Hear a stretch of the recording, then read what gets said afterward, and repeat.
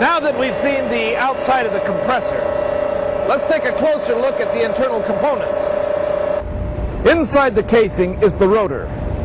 Rotors usually consist of a solid center shaft with impellers keyed and pressed onto the center shaft. In most centrifugal compressors, rotors are built with a balanced piston installed at the discharge end to relieve the thrust-bearing load.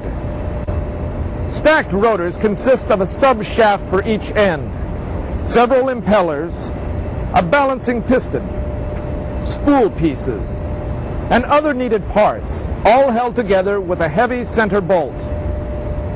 Although this type of rotor is always used in a stacked style, vertically split casing, it can also be used in other types of casings as well. The impeller is the most critical part of a centrifugal compressor because its size, shape, and speed determine the compressor performance. Most often you'll find two types of impellers, closed and semi-open. In a closed impeller, shrouds cover both sides of the blades. On one side, a central hole or eye allows gas to enter the impeller. But closed impellers are the most common and are mainly used in multi-stage compressors. As the gas leaves the impeller, it's forced into a passageway in the casing called the diffuser. The diffuser forms an increasingly larger path for the gas to flow through. Now let's look at how each stage in a multi-stage centrifugal compressor is separated from the next.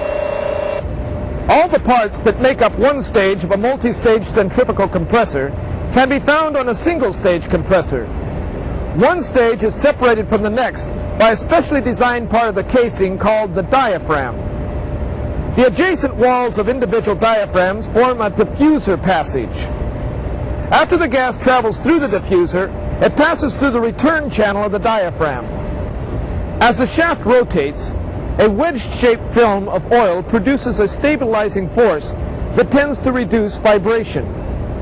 This self-aligning property will compensate for any misalignment and will tend to distribute the loads evenly. To control the axial motion of the shaft, thrust bearings are used. They are usually of the double-acting tilt pad design, so that thrust loading in either direction can be supported. A typical thrust bearing has a thrust collar attached to the shaft and thrust shoes arranged in a circular bearing case. Oil is pumped from the reservoir through a filter to a cooler, where it is cooled to the correct operating temperature. This cooled, clean oil then flows under pressure to each bearing through holes and grooves.